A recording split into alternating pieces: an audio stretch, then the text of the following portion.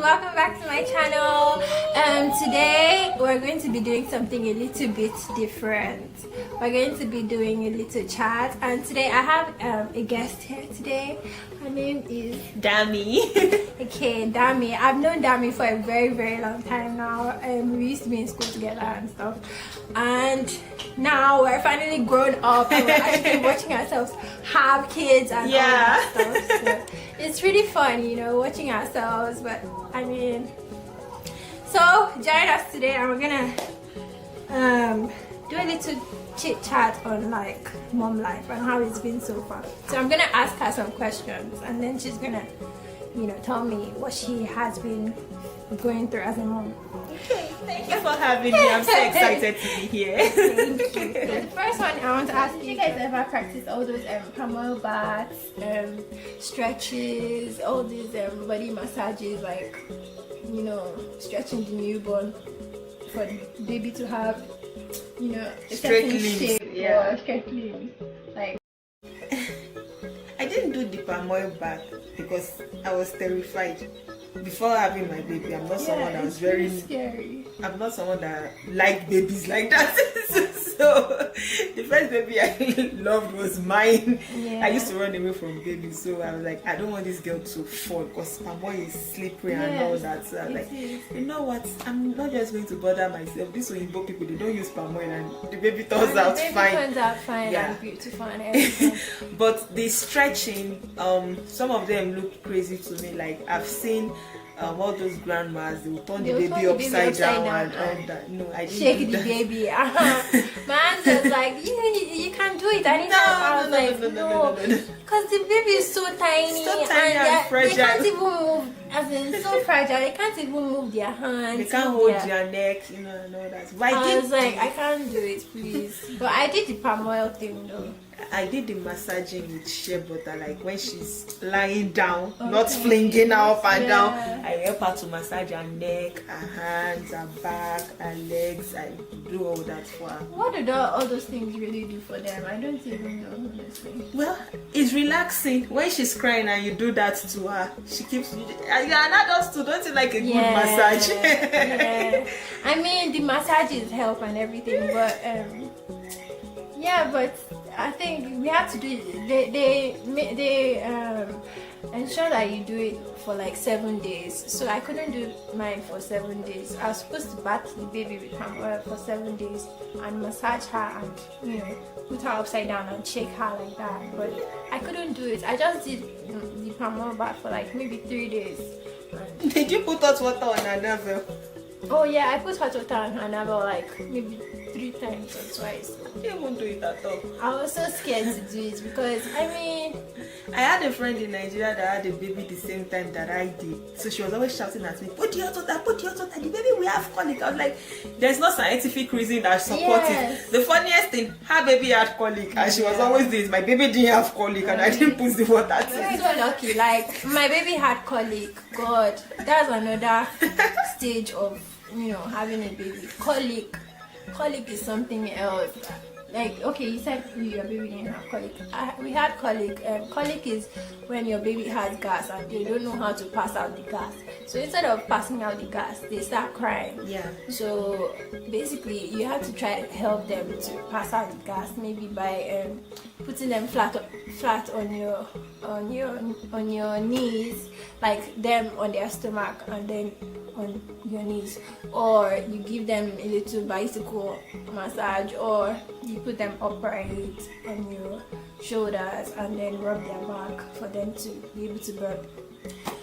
Gosh, those days were just dreadful for me because every time she would cry because she cannot pass out the gas, and I'm so glad that is over. Yeah, I can't imagine.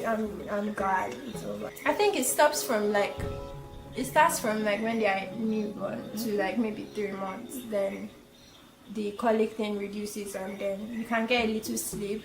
Yeah. Sometimes now they sleep for like up to 4 hours. Before it was just 2 hours back to back. Like if you are breastfeeding them, 2 hours. Just set yourself to be breastfeeding your baby 2 hours. Just accept the slippers boobs as it comes, you know, because because it's intense. I'm telling you, what was the stage that was the most easiest? Because now you have a 1-year-old child, so from newborn to like 1 year old now, what was the easiest stage for you? I think each of the stages each of the stages have their blessings and the annoying parts of it. Like when newborn, I think maybe the hardest was newborn because they are so tiny at that moment, and I've never carried a baby that tiny before, so I was really scared that am I going to drop her and I'm kind of boyish, you know. But now that she's bigger, you know, I used to wish that, oh, please just grow up fast so that you can tell me what is wrong with you. You know? Now that she can communicate her needs to me, and you know, she just moves around and scatters everywhere. Sometimes when I'm busy, I'm like, I wish you were still 3 months old so I can just drop you in one place and you stop disturbing me. I literally begged God that, God, please let Emanuela just grow up. Welcome to newborn life, guys. Emanuela is not newborn again. Please, she's welcome a big girl. To what is that called it now? 0 to 3 months. Guys, before I started this video, I wanted to mention that our kids are here, so bear with us if you hear the sounds of their voices or cries, and just enjoy the video. Thank you. Did you find it difficult, like placing your baby on her back, or like? Did you just, like, how was that for you? Like, placing your baby on her back, how was that for you? Well, it was crazy. You know, where we are from, I don't know, they keep babies on their belly. You know, my mom is always shouting when she sees a baby, put the baby on the tummy, put the baby on the tummy. But then the doctors they say, put the baby on the back, put the baby on the back. And you're like confused that, what should I do? But then I figured that for them to say they should put the baby on the back, there's a lot of research into that, and you wouldn't want to spite people that have lost their kids due to SIDS by placing their children on their tummy. So I tried my best to place my baby on her back as much as I could, but when she got older, she started sleeping on her tummy. Yeah, I mean, for me right now, I would not even lie to you, like, it's so difficult to like actually follow that you know, instruction to put the baby on her back, because once I put Emanuela on her back, she wakes up, and that's what we've been doing like throughout now. Like, we don't even sleep at night. What is sleep? So I mean, exactly, like, what is sleep, you know? So sometimes I put her on her tummy, but I don't advise anybody to put the baby on her tummy. Just do whatever is you know, comfortable for you. You know, as Africans, sometimes we put the baby on their tummy, and it's not bad, because I mean, but if it's a premature baby, then I don't advise you to put the baby on her tummy, because there was one other day that I was watching something on YouTube, and the lady was like, she lost her baby to SIDS. So I don't wish that for anyone, you know. So just follow the instructions as much as you can. It can be strenuous, but if you have difficulty like with your baby sleeping, or you have to do a routine to be able to, you know, have sleep for yourself. Well, the advice to have routines, but someone like me, I find it difficult to stick to a routine, so I didn't even create one for my baby. But what my mom advised was that I should try to sleep when the baby is sleeping. And that can be difficult, honestly, because when the baby is sleeping, you try to do some chores at home. Because you have a baby doesn't mean that your house should look like a zoo, you know, and you try to clean the house and everything. And once you're done, the baby is awake. The first couple of weeks, I felt like a zombie, you know, because I was sleep deprived. I was sleep deprived and all that. But I think, I don't even remember now. It's not looking like I had the baby 7 years ago. I know it was difficult at first, but then I got the hang of it. But I know that I lost sleep for the first couple of weeks, you know, and I was always having headaches and all that, just because I wasn't sleeping well. Okay, so like I said earlier on, sleep for me right now is like a dream. It's like a luxury. Like I'm going on some resort or something. So, like, hopefully I get some sleep finally, you know. What I try to do is we do mostly a lot of division of labor, like in this household. Sometimes Eric is with the child, and sometimes I'm with the child. Sometimes somebody has to sacrifice sleep someone, or sometimes we both don't just sleep because like when I used to like pity my neighbors, like whenever she's crying at like 12 to like, she can cry from 12 a.m. to 3 a.m. Wow. Back to back crying. I'm telling you. So I'm just like, I just used to pity them. Sometimes I feel bad. Sometimes some of our neighbors have started knocking our door unnecessarily. Like some kids, they will run to our door, knock it, and then run away. Maybe to show us like, we can hear your baby. You're not the only one living here, like, please. please have mercy on us, you know. But yeah, so I hope one day I get to sleep. So you guys should pray for me. Tell us your birth story. How was that for you? Where should we start from? I'm telling you. Well, you know, everything they tell you doesn't quite prepare you for the birth itself. You know, it's, how will I put it, especially when you're a first time mom. Everything is happening seems kind of strange. You don't understand what's going on. Like when I was in labor, I had no idea, you know. Watching movies, you see people screaming and all. I was just restless. I couldn't sleep and all that. I had no idea why I couldn't sleep. I thought maybe, you know, we just moved and all that. And I thought maybe I probably had too much energy. I thought I had too much energy. I was just restless and all that. Then till the water broke, I was like, okay, I'm in labor now.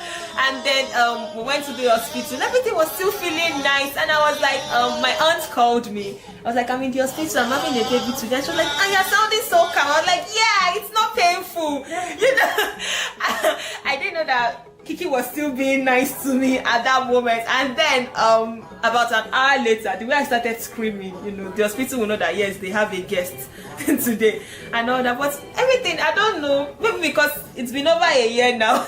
It kind of looks fuzzy to me, but I know it wasn't painful at first. All I remember was that I went to the hospital all chill, you know, I was doing my thing and all that. I was like, this thing is not painful. What are they talking about? They were like, yeah, 4 centimeters. I was like, it's not painful. But then the pain just came, like my pain wasn't building up, you know. Some people say that they start feeling small pain. Everything just came at once. I think at about 5 centimeters. That was when it was like all your weight loose. But the baby is here. I'm here. We are all good. We're all alive and well. My own story is quite different. I had to be induced for my own birth. If you don't know what induction labor, that's what induction is. So basically, I was at 40 weeks. Can you say hi to camera? Look at it. Welcome to Mom's Life, guys. Here you go. You was wondering what Mom Life is about. This is it right here. This is it. Like my house right now is chaotic, you know. So we have to accept it. It was painful. I will not lie to you. It was the most painful thing I have ever been through in my entire life. Like, yeah. So I had to be induced by 40 weeks because my blood flow was not getting to Emanuela anymore. So they had to rush me to the hospital, and that's why I had to be induced. It was so painful. I felt everything. My epidural wasn't working, so I felt every single kind of pain. I had some tears, but it wasn't so, you know. So how have you found motherhood so far? It's the most stressful job I've ever had. Let me start from that. You know, when I watch all these people with babies and all that, and they look all glamorous and all calm and all zen, I'm like, it's so chaotic. How do you do it? How are you doing But again, it's the most rewarding job. Like when Kiki pulls trouble and does everything she does, and I see her just sleeping and everything, and she looks so cute and adorable. You know, it's how would I put it? It's a good kind of stress. Yes, it's very stressful, but it's a good kind of stress. Like you're happy to do it, you know. I know, like sometimes you're just like, gosh, where can I just, you know, why do I have to be the one going through all this stress? Where can I drop this baby? Like when they start crying. But as you watch them, as time passes, like when they do that first smile or raise their head up for the first time, or you know, show all those personality traits, then you're just like, gosh, thank you, God, thank you for this. This is the best gift. that you have ever given to me, you know. Getting to watch them grow is beautiful. Yeah, like from that tiny baby that couldn't do anything to their first smile, first word, first everything. And you just love them. You just show them love. Like you know you love them when you start smiling for like a week and they finally poop. You'll be so happy. The celebration you do, like, oh my gosh, she finally pooped. That means there's nothing wrong with her, you know. It's a job, but it's very rewarding. And how was breastfeeding and bottle feeding for you? Breastfeeding, I think it's something that a lot of people feel guilty about, and it shouldn't be that way, because there are different reasons why someone wouldn't be able to. Breastfeeding is very difficult, you know, especially the first couple of weeks. You feel sore, your baby is hungry, you still want to feed. When you complain, especially our African mothers, God bless them, they are very nice. They'll be like, give the baby breast. I know. And like you can see, I'm not even like, you can see that I'm weak, you know, and then you're still telling me like, they feel like you're doing wrong, and you know they start saying this generation and all that, but you know, we need support. If you could tell them, if people could tell, if somebody had told me that I was going to get better, because at that time I used to find myself crying a lot because I was the only one at home.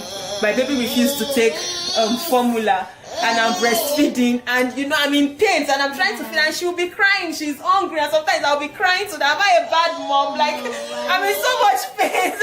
I can't feed you now, please leave me alone. But after some time, the pain got better, you know. Like, I wish somebody had told me that I was going to get better, and not just yelling at me that maybe I'm being lazy or I'm being a bad mom and all that, because you know, at the first time mom, you already doubt yourself. You don't need an external factor to start telling you that you're doing a bad job, you know. We just need people to be encouraging. And if you can't do it and you're bottle feeding, the important thing is that your baby is being fed. That's important. You only be a bad mom if you're starving your baby. If you can't breastfeed, please give the baby formula. They made it for babies. Honestly, I feel the same way. To me, like when I started breastfeeding is toe-coiling pain. Like it's pain. Like I'll be in tears and I'll still have to breastfeed my baby. Like literally, I've breastfed her and I was actually crying. And my husband was just there laughing at me, and I was like, this is not a joke. It's not a joke. It's not funny. Like it causes so many kinds of you know, pain on your boobs. Like you get so. Sometimes like it can get you so sore that you have to go to the hospital for them to like. I had mastitis. I told you. One was this big, so it's crazy. It's really crazy.